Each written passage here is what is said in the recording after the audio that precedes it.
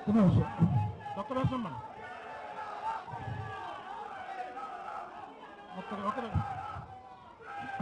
గౌరవనీయులు జ్యోతిబా ఫూలే గారి యొక్క ఉద్యమ స్ఫూర్తితో బాబాసాహెబ్ డాక్టర్ అంబేద్కర్ గారి యొక్క ఆదర్శాలను ఆశయాలను పుణికిపుచ్చుకొని కాన్షీరామ్ గారి యొక్క పని విధానాన్ని అమలు చేయాలని ఈ నిట్ట నిలువుగా ఉన్నటువంటి ఈ సమాజాన్ని అసమానతలతో కూడినటువంటి ఈ సమాజాన్ని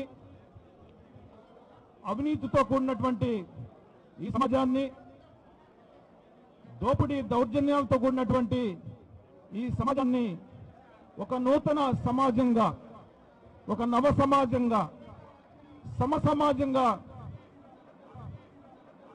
మలచడానికి నిర్మించడానికి కదం తొక్కుతూ నడుం బిగించి వందల కోట్ల రూపాయల ఆదాయాన్ని సహితం వదులుకొని తన జీవితాన్ని సమాజం కోసం ఆంధ్రప్రదేశ్ రాష్ట్ర ప్రజల కోసం త్యాగం చేస్తూ జనసేన ఉద్యమాన్ని ముందుకు తీసుకెళ్తున్నటువంటి గౌరవనీయులు పవన్ కళ్యాణ్ గారికి నేను ముందుగా నా హృదయపూర్వక ధన్యవాదాలు తెలియజేస్తా ఉన్నాను.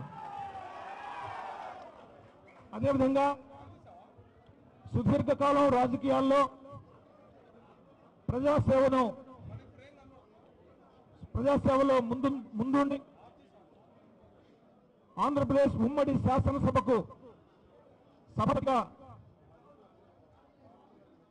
పనిచేసి ప్రజా జీవితంలో పేరు ప్రఖ్యాతులు పొంది ప్రజల ఆదరాభిమానాలు పొంది జనసేన నాయకుడైనటువంటి పవన్ కళ్యాణ్ గారితో కలిసి ఉద్యమంలో ముందుండి ఒక నూతన నవ సమాజాన్ని సమసమాజాన్ని నిర్మించడానికి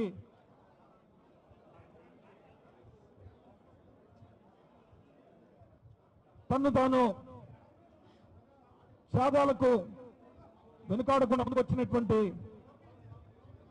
నాగండ్ల మనోహర్ గారికి కూడా నేను నా హృదయపూర్వక ధన్యవాదాలు తెలియజేస్తున్నా. వారు పెద్ద మనసుతో పవన్ కళ్యాణ్ గారి దగ్గరికి నన్ను తీసుకుని వెళ్ళి నా సేవలను నా సామర్థ్యతను నాకున్నటువంటి అంకిత భావాన్ని వారికి తెలియచేసి మరొకసారి తెలియచేసి వారి యొక్క ఉద్యమంలో నన్ను భాగస్వాములుగా చేయడానికి వారు తీసుకున్నటువంటి చొరవ పోషించినటువంటి కీలక పాత్రకు వారికి ఎప్పుడు కూడా నేను ధన్యవాదాలు కృతజ్ఞతలు తెలియజేస్తానని చెప్పేసి ఈ సందర్భంగా తెలియజేస్తున్నాను. మిత్రులు బాలరాజు గారు గిరిజన శాఖ మంత్రిగా ఒక శాసనసభ్యుడిగా గిరిజన ప్రజల నాయకుడిగా అనేక సేవలు అందించి పవన్ కళ్యాణ్ గారి యొక్క నాయకత్వంలో ఒక నూతన సమాజాన్ని నిర్మించడానికి ఒక ఉద్యమాన్ని ముందుకు తీసుకెళ్ళడానికి వారు కూడా ముందుకొచ్చి వారితో పాటు పనిచేస్తున్నటువంటి వారికి కూడా నేను నా హృదయపూర్వక ధన్యవాదాలు కృతజ్ఞతలు తెలియజేస్తున్నాం. అదేవిధంగా నా సతీమణి శాంతి జ్యోతికి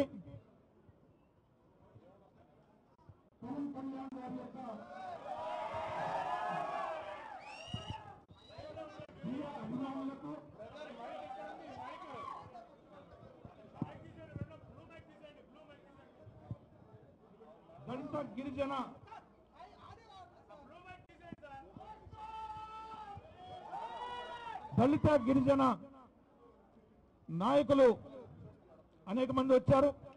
చార్వాక్ గారు, ప్రేమ్ కుమార్ గారు, ఇంకా మిత్రులు చాలా మంది ఆయా జిల్లాల నుంచి వచ్చారు. వారందరికీ కూడా మీడియా మిత్రులకు నా హృదయపూర్వక నమస్కారాలు తెలియజేస్తున్నాను. మిత్రులారా, ఇవాళ ఆంధ్రప్రదేశ్ రాష్ట్రంలో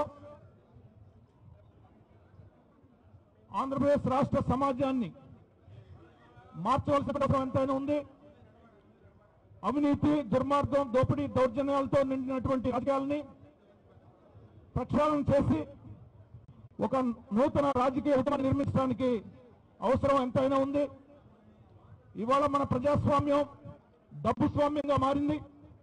మన ప్రజాస్వామ్యం కులస్వామ్యంగా మారింది.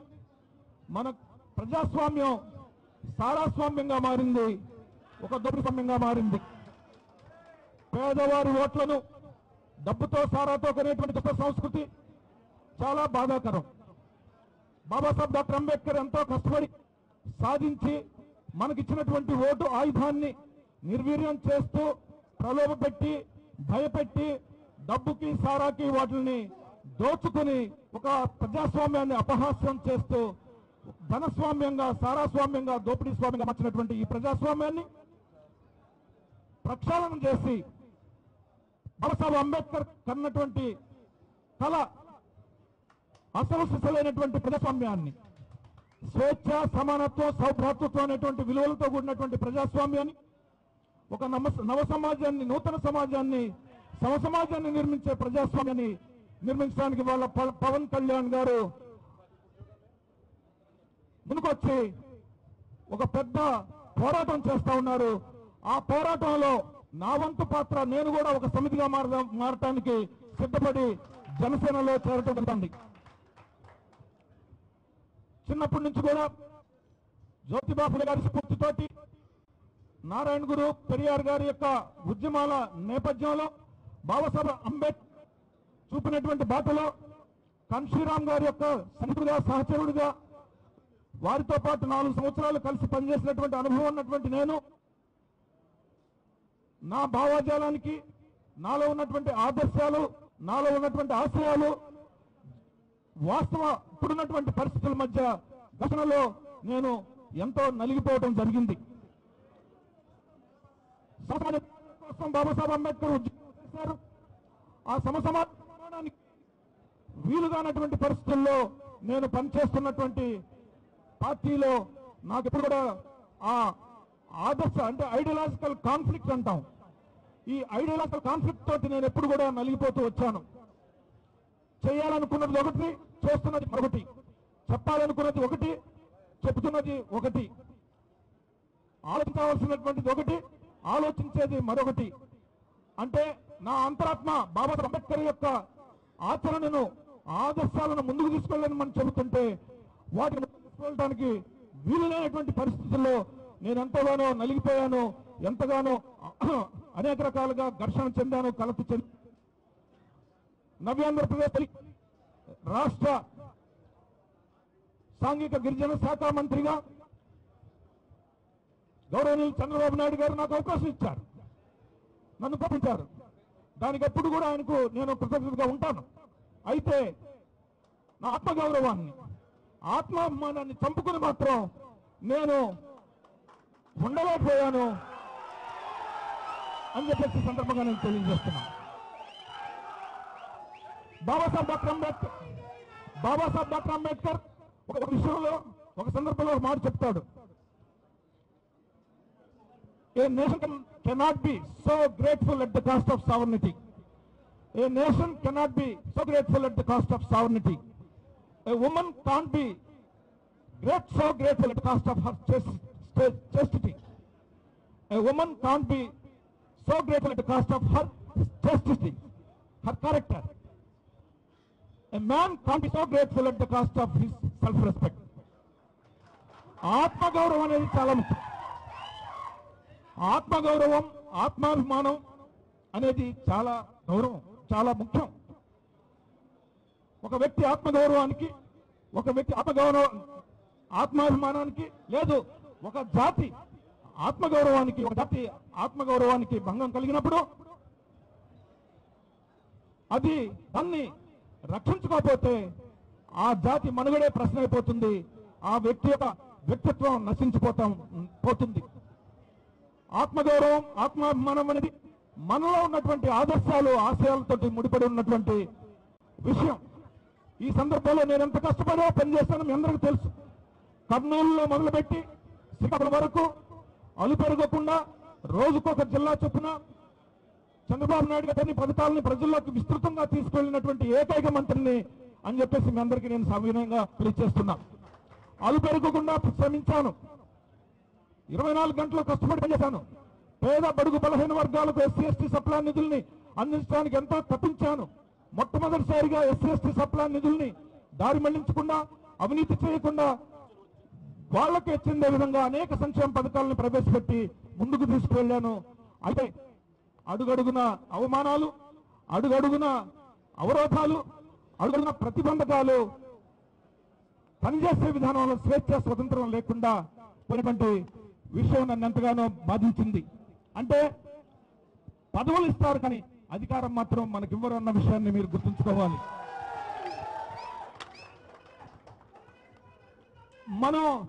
మనం చూస్తున్నాం, ఎస్సీలు, దళిత గిరిజనుల్లో సర్పంచులు ఉంటారు, జడ్పీటీసీలు ఉంటారు, ఎంపీటీసీలు ఉంటారు, ఎమ్మెల్యేలు ఉంటారు, మంత్రులు ఉంటారు. కానీ వారందరూ కూడా అచేతనంగా ఉంటారు.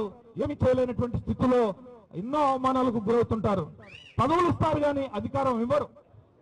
పదవులు ఇవ్వకుండా అధికారం ఇచ్చేటువంటి వ్యవస్థ మారాలి. బాబాసాహెబ్ అంబేద్కర్ 1932లో లండన్లో రౌండ్ టేబుల్ కాన్ఫరెన్స్ లో ఇదే విషయాన్ని బ్రిటిష్ వారి ముందు వాదించారు.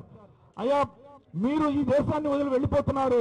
మీరు వెళ్ళిన తర్వాత గురించి, మా స్వతంత్రం గురించి, మా సౌభ్రాతృత్వం గురించి, మా కనీస మానవ హక్కుల గురించి ఆలోచించి వర్గాలు ఇవ్వండి.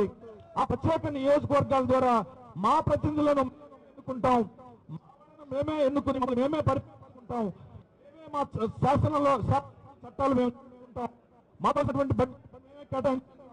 మా పరిపాలన మేమే చేసుకుంటాం, ఈ నిట్ట నిలువు సమాజాన్ని సమసమాజంగా మార్చడం చెప్పేసి బాబాసాహెబ్ డాక్టర్ అంబేద్కర్ రౌండ్ టేబుల్లో పోరాడి కమ్యూనల్ ప్రత్యేక నియోజకవర్గం తెచ్చారు. అంటే ఈ రోజు ఉన్నటువంటి పరిస్థితి 100 సంవత్సరాల క్రితం బాబాసాహెబ్ డాక్టర్ అంబేద్కర్ ఆ రోజే ఆలోచించి ప్రత్యేక నియోజకవర్గాలు అడిగారంటే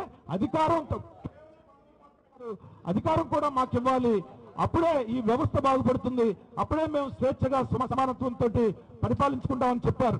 ఇవాళ ఉన్నటువంటి వ్యవస్థలో అలాంటి లేవు. కాబట్టి దళిత గిరిజనులు, బడుగు బలహీన వర్గాలు ఉన్నారో వారికి రాజ్యాధికారంలో, అధికారంలో స్వతంత్రంగా ఒక వాటా, వారికి రావాల్సినటువంటి న్యాయపరమైనటువంటి వాటా రావాలి. ఇవాళ పవన్ కళ్యాణ్ మాట్లాడుతున్నారు. ఎవరి గురించి మాట్లాడుతున్నారు? పేద బడుగు బలహీన వర్గాల గురించి మాట్లాడుతున్నారు. ఈ సమాజంలో ఉన్నటువంటి కుళ్ళు కంపు రాజకీయాల గురించి మాట్లాడుతున్నారు. అవినీతి వేలెత్తి చూపించి అవినీతి మీద యుద్ధం చేస్తా ఉన్నారు, పోరాటం చేస్తా ఉన్నారు. ఇవాళ పేద బడుగు బలహీన వర్గాల మీద జరుగుతున్నటువంటి అత్యాచారాల మీద మాట్లాడుతున్నారు. పెడితే మీకు కోపం రావడం లేదా? మీకు రోషం లేదా? నాకు వస్తుంది కోపం అని చెప్పినటువంటి ఏకనాయకుడు పవన్ కళ్యాణ్ గారు. నన్ను విమర్శిస్తున్నారు. ఇవాళ సమాజంలో దాడులు జరుగుతూ ఉన్నాయి, అనునిత్యం హత్యలు జరుగుతున్నాయి, అనునిత్యం అవమానాలు జరుగుతున్నాయి.